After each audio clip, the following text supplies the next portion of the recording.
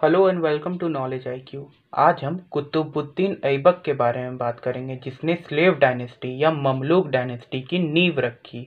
और इसी का स्लेव शमशुद्दीन इल्तुतमिश, जो फर्स्ट सुल्तान ऑफ दिल्ली सल्तनत बनता है और अपनी डिप्लोमेसी के बल पे इतिहास के सबसे पावरफुल रूलर चंगेज खान के इन्वेजन से भारत को बचाता है, मतलब कि मंगोल इन्वेजन से।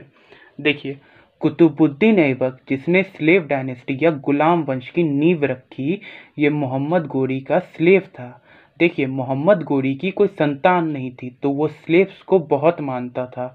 देखिए, उस टाइम होता क्या था, स्लेव्स यानी गुलामों को खरीदा जाता था, और जो इस्लामिक रूलर्स होते थे वो अपने स्लेव्स को मिलिट्री ट्रेनिंग देकर मिलिट्री कमांडर बनाते थे। और ऐसा ही एक स्लेव था कुतुबुद्दीन ऐबक, जो कि मोहम्मद गोरी का बहुत ही ज़्यादा लॉयल स्लेव था। देखिए, बैटल ऑफ चंदावर के बाद मोहम्मद गोरी वापस चला जाता है अफगानिस्तान और अपने स्लेव्स को यहाँ छोड़ जाता है। जब 1206 में उसकी मृत्यु होती है, फिर गद्दी के लिए स्ट्रगल शुरू हो जाती है। देखिए, मोहम्मद गोरी के 3 मुख्य स्लेव थे, याल्दौस, कवाचा और कुतुबुद्दीन ऐबक। जब स्ट्रगल शुरू हो जाती है तो कवाचा को मुल्तान और सिंध का रीजन मिलता है, याल्दौस को अफगानिस्तान और गजनी का एरिया मिलता है, और कुतुबुद्दीन ऐबक को इंडियन प्रोविंसेस मिलता है। पर मोहम्मद गोरी की मृत्यु के बाद बहुत से स्टेट्स ने खुद को आज़ाद घोषित कर दिया। फिर कुतुबुद्दीन ऐबक ने या तो डिप्लोमेसी के बल पे या फिर सेपरेशन के सहारे सब कुछ वापस रिस्टैब्लिश कर लिया। देखिए, प्रॉब्लम बस यही नहीं थी। मोहम्मद गोरी के जो 2 मेन स्लेव थे, कवाचा और याल्दौस, वो इंडिया पर भी कब्जा करना चाहते थे, और साथ ही साथ सेंट्रल एशिया का एक बहुत बड़ा एम्पायर, ख्वारिज़मियन एम्पायर, उसकी भी नज़रें थी भारत पे। देखिए, कुतुबुद्दीन ऐबक के समय में बहुत से कंस्ट्रक्शन के काम हुए थे, जैसे कि इसने क्वातुल इस्लाम मॉस्क और अढ़ाई दिन का झोपड़ा मॉस्क भी बनवाया था। फेमस कुतुब मीनार को भी इसी ने बनवाया था। इसने संत ख्वाजा कुतुबुद्दीन बख्तियार काकी के सम्मान में कुतुब मीनार को बनवाया था। और 1210 में चौगन यानी पोलो खेलते वक्त इसकी मृत्यु हो जाती है। अब आता है शमशुद्दीन इल्तुतमिश, जो कि कुतुबुद्दीन ऐबक का स्लेव और दामाद होता है।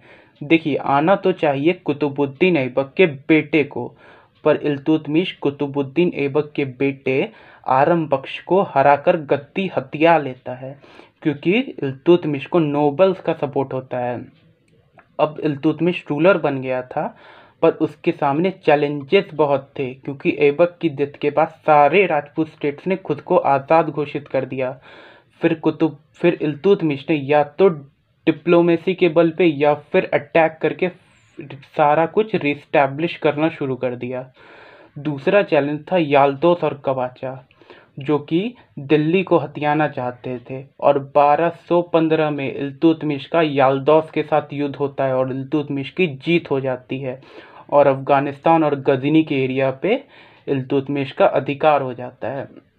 और तीसरा और सबसे खतरनाक मंगोल इन्वेजन, मतलब कि इतिहास का सबसे पावरफुल रूलर चंगेज खान ने लगभग पूरे एशिया को जीत लिया था, भारत छोड़ दिया जाए तो। मतलब कि दुनिया की 22% जमीन पे चंगेज खान का कब्जा था। देखिए देखिए हुआ क्या था, चंगेज खान सेंट्रल एशिया के एक बहुत बड़े एम्पायर, ख्वारिज़मियन एम्पायर को अपने एम्बेसडर के द्वारा ये मैसेज भिजवाया कि देखो, तुम मेरी सुप्रीमेसी को एक्सेप्ट कर लो और मेरे अंडर काम करो। ये सुनते ही ख्वारिज़मियन एम्पायर के जो रूलर थे, ख्वारिज़म शाह, उसने चंगेज खान के मैसेंजर की गर्दन कटवा के चंगेज खान को वापस भिजवा दिया। और ये देखते ही चंगेज खान ने गुस्से से ख्वारिज़मियन एम्पायर पे अटैक कर दिया और सब कुछ डिस्ट्रॉय कर दिया, सब कुछ बर्बाद कर दिया। और लास्टली ख्वारिज़म शाह को भागकर इल्तुतमिश के पास हेल्प के लिए आना पड़ता है, और वो इल्तुतमिश से शेल्टर मांगता है। पर इल्तुतमिश जानता था अगर उसने शेल्टर दिया तो चंगेज खान इल्तुतमिश को भी नहीं छोड़ेगा, और चंगेज खान ने इल्तुतमिश को मैसेज भी भिजवा दिया था कि देखो, अगर तुमने ख्वारिज़म शाह को शेल्टर दिया तो ख्वारिज़म शाह तो मरेगा ही, वो इल्तुतमिश को भी नहीं छोड़ेगा। फिर इल्तुतमिश ने ख्वारिज़म शाह को शेल्टर देने से मना कर दिया। अब वो गया कवाचा के पास, जो कि इल्तुतमिश का एक और दुश्मन था। जैसे ही ख्वारिज़म शाह कवाचा के पास गया, चंगेज़ खान ने कवाचा पे अटैक कर दिया और उसे हरा दिया। जब इल्तुतमिश के पास ये खबर पहुंची कि कवाचा पर अटैक करके चंगेज़ खान ने कवाचा को हरा दिया है, तब इल्तुतमिश ने भी कवाचा पे अटैक कर दिया और उसे हराकर मुल्तान और सिंध के एरिया पे भी कब्जा कर लिया। देखिए, इल्तुतमिश ने अपनी डिप्लोमेसी के बल पे अपने दोनों दुश्मन को हरा दिया और साथ ही साथ मंगोल इन्वेजन से भी भारत को बचा लिया। देखिए, ये थी इल्तुतमिश के एम्पायर। देखिए, इसने पूरे अफगानिस्तान, पाकिस्तान और इसका रूल पूरा नॉर्थ इंडिया तक आ गया था। देखिए, इल्तुतमिश ने सिल्वर कॉइन, जिसे तंका कहा जाता है, और कॉपर कॉइन, जिसे जित्तल कहा जाता है, वो भी इंट्रोड्यूस किया। और इक्ता सिस्टम मतलब कि लैंड ग्रांट सिस्टम भी इसी ने इंट्रोड्यूस किया। इसने चहलगानी बनाई थी, अ ग्रुप ऑफ 40 नोबल्स, जिसमें सारे के सारे नोबल्स इल्तुतमिश के स्लेव्स थे, क्योंकि वो किसी और नोबल्स पे बिलीव नहीं करता था। और आगे चलकर यही नोबल्स किंग मेकर का रोल प्ले करने लगते। ये किसी को भी राजा बना देते थे और किसी को भी हटा देते थे। तो लेक्चर यहीं ख़त्म होता है। अच्छा लगा हो तो सब्सक्राइब करिए। Thank you.